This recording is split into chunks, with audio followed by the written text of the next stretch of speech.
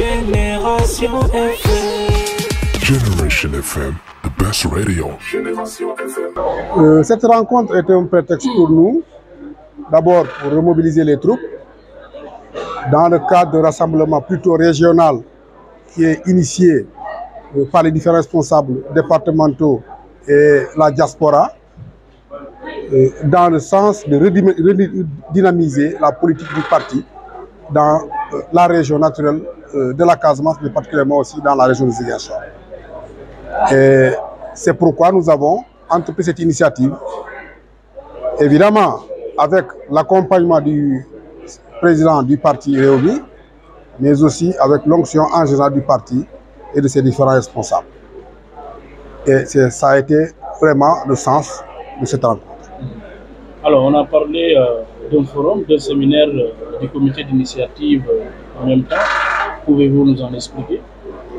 Comme je le disais tantôt, je disais que c'était un prétexte pour remobiliser d'abord les responsables, mais aussi dégager les voies et moyens, puisque nous savons que dans cette région, nous avons été fortement minorisés, vu le cours des choses, puisqu'on dit qu'en politique, l'évolution de la situation peut changer le cours de l'histoire. Donc, le terrain pouvant changer l'histoire, nous avons compris qu'il nous faut nécessairement faire en sorte que l'on puisse nous réorganiser davantage pour un peu rebondir vu les chances pour les échéances à venir. Non du tout, parce qu'en fait, il faut qu'on comprenne qu'au Sénégal, il faut qu'on évolue en politique. Le radicalisme politique n'a jamais apporté à un pays, aucun pays au monde, même en France où il y a Jean-Marie Le Pen, où il y a Marine Le Pen, qui initie de renvoyer tous les gens qui ne sont pas français et de les renvoyer chez eux. Mais quand la France a un problème, elle va discuter avec le président public et pour trouver des solutions. Parce qu'en fait, le radicalisme, si les gens se renvoient dos à dos, nous allons vers une rupture totale. Or, tout finira toujours sur une table de négociation. Et donc, nous avons jugé nécessaire que ça ne change pas du tout à ceux qui croient en l'homme et à ses capacités à bien gérer ce pays-là. Parce que moi-même, je pense que dans un pays où les gens se communiquent, où les gens se parlent, c'est dans ce cas-là qu'on pourra trouver des solutions et qu'on pourra s'entendre pour la suite. C'est en perspective de l'échéance 2024 parce que nous nous organisons à changer de stratégie. Puisque, comme vous l'avez dit tantôt, il y a beaucoup de choses qui se sont passées et donc, comme je le disais, l'environnement peut déterminer aussi un nouveau comportement.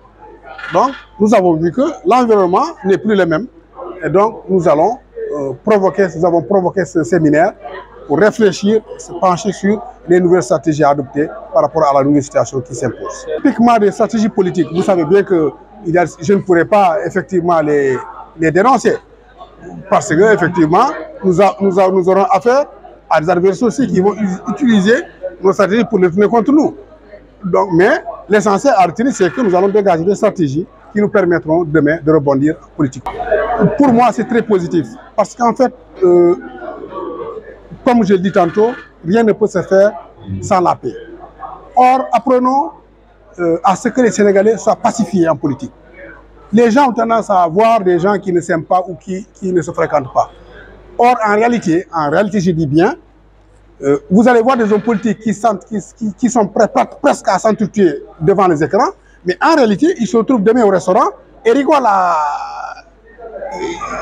vraiment pour faire comme si hier ils ont eu... voilà. Mais donc, je veux vous faire comprendre qu'il faut qu'on accepte qu'en politique, les gens doivent se parler, les acteurs politiques doivent se parler, même s'ils ne s'entendent pas sur l'issue de la négociation, mais qu'ils négocient toujours pour trouver une solution pacifique et pacifiée par rapport à la situation. Génération FM. Generation FM, the best radio. Génération FM.